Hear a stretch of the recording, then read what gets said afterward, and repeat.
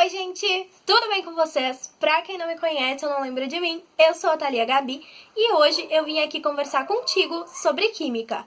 Isso mesmo, hoje a gente vai ter aí a nossa segunda revisão de Química. Ela vai ser um pouquinho mais rápida do que as outras revisões. A gente vai falar sobre ligações químicas.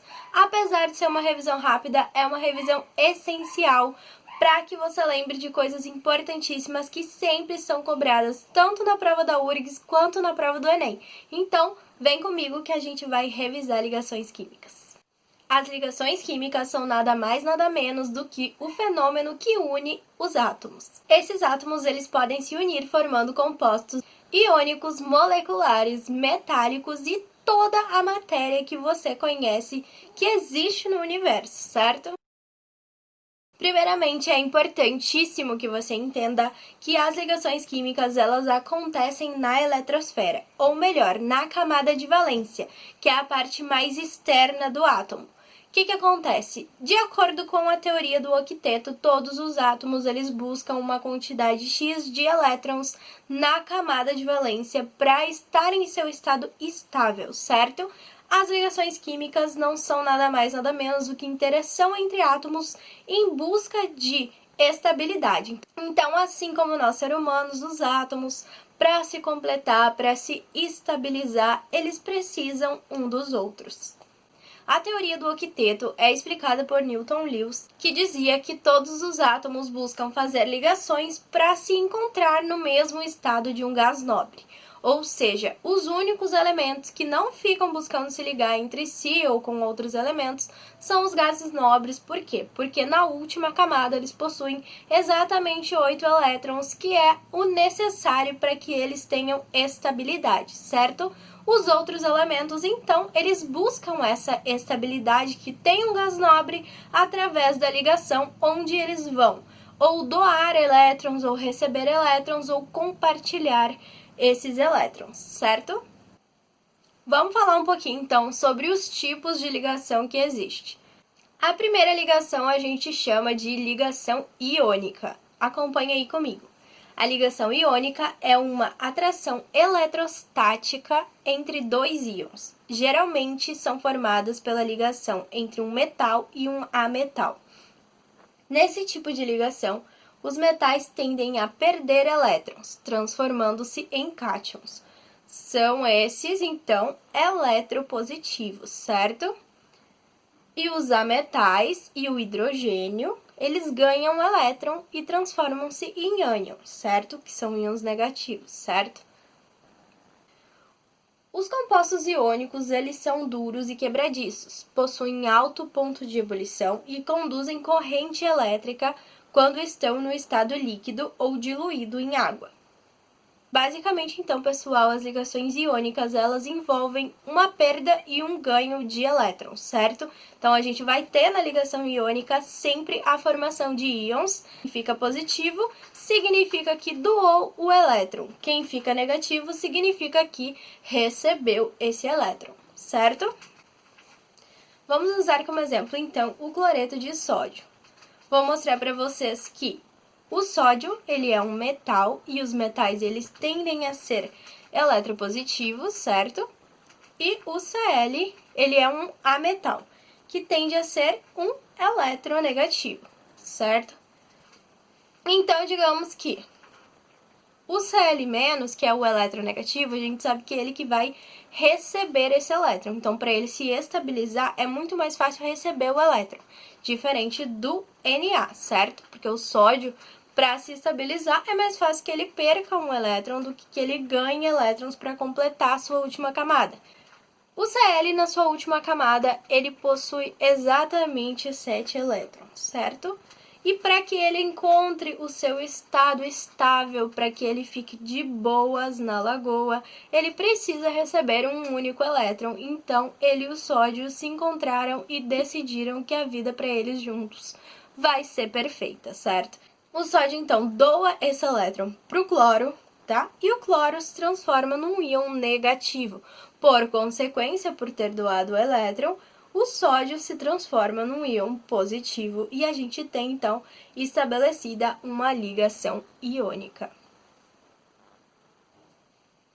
As próximas ligações das quais a gente vai falar são ligações chamadas de moleculares ou ligações covalentes. Essas ligações acontecem entre átomos que têm uma afinidade tão grande por seus elétrons que eles preferem não doar, eles preferem ficar juntos ali, compartilhando esses elétrons para o resto da vida, certo? Então acompanha comigo aí.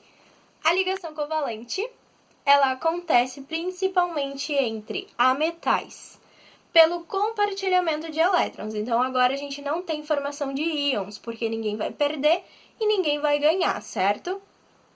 Em virtude da baixa diferença de eletronegatividade entre os elementos ligantes, eles não doam ou recebem elétrons, mas compartilham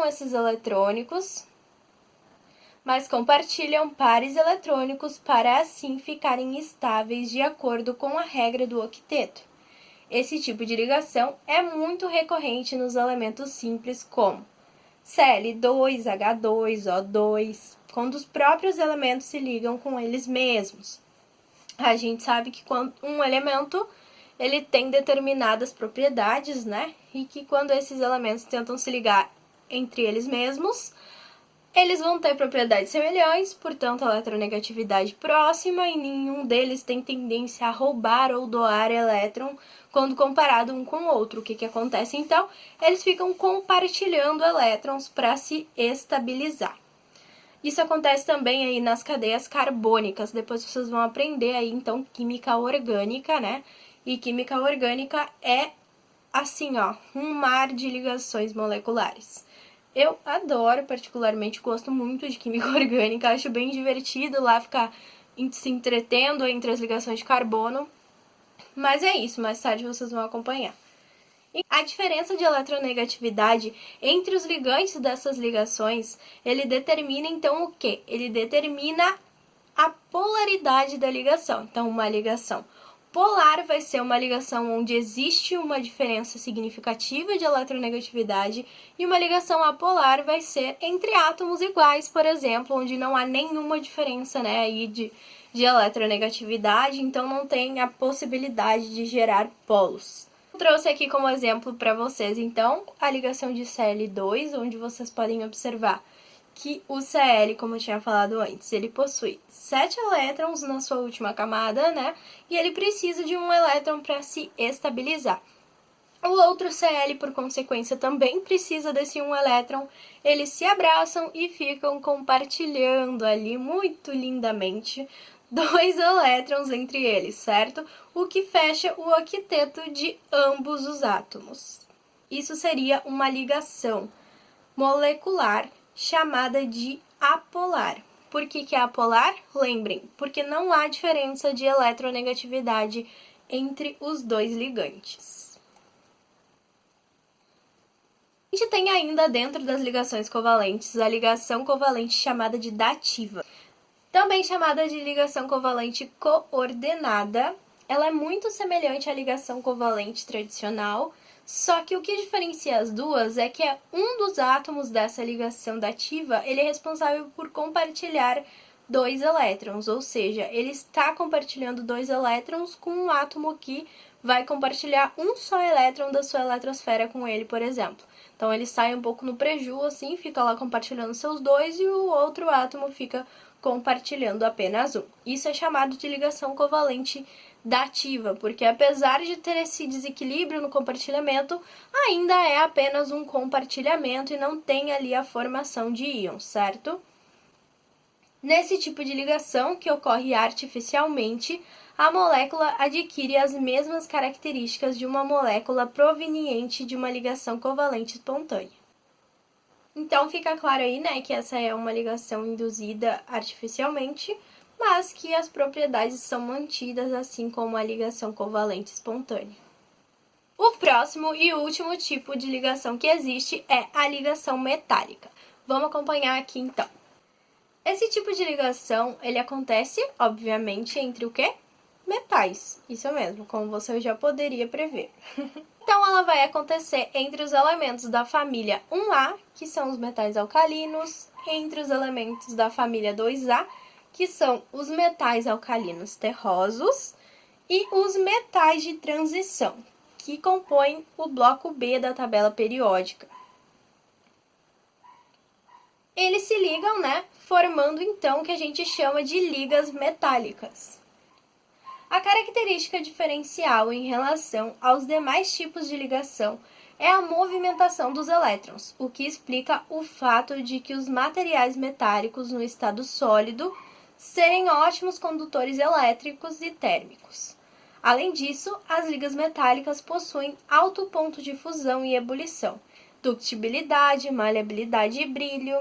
São exemplos de ligas metálicas, então, a liga de ouro, que é utilizado aí na fabricação de joias, o latão, o bronze, entre outros tipos de ligas, certo? Então, a gente tem aí, né, a ligação entre átomos metálicos que vai ficar envolvida, né, por uma nuvem de elétrons que vai manter esses átomos ligados através da movimentação aí desses elétrons, certo? Isso é basicamente a ligação metálica que vai formar as ligas metálicas que a gente conhece, né, que são utilizadas em joias, enfim, na odontologia também é muito utilizado ligas metálicas para fazer prótese, para fazer muitas outras coisas. Por hoje, então, o que eu tinha para trazer de informação para você era isso. Eu espero que você tenha entendido por que essas ligações ocorrem, como é que elas ocorrem, né? A diferença entre uma ligação e outra. A gente pode lembrar, então, que ligação iônica, ela forma íon, acontece entre metal e metal, que ela acontece entre átomos de diferente eletronegatividade, que a ligação covalente, ela não forma íons, ela é o compartilhamento de elétrons e ela acontece entre átomos com semelhante eletronegatividade, que a pequena diferença entre essa eletronegatividade determina a polaridade ou não da molécula formada, né? Então, quando houver maior diferença na eletronegatividade, a gente tem moléculas polares e, do contrário, nós temos moléculas apolares, que geralmente são formadas por átomos iguais. Então, a gente tem a ligação metálica, que ela é formada através aí da movimentação de uma nuvem de elétrons, né, ao redor dos átomos e mantém esses átomos ligados, formando as ligas metálicas. Espero ter ajudado, espero que você continue aqui comigo. Se gostou, deixa teu like. Se tu ainda não entrou no nosso grupo do Telegram, vai aqui na descrição no link e entra lá pra gente estudar junto. Semana que vem começamos a nossa biologia, certo? Eu espero você lá. Um grande beijo. Tchau, tchau. Até o próximo vídeo.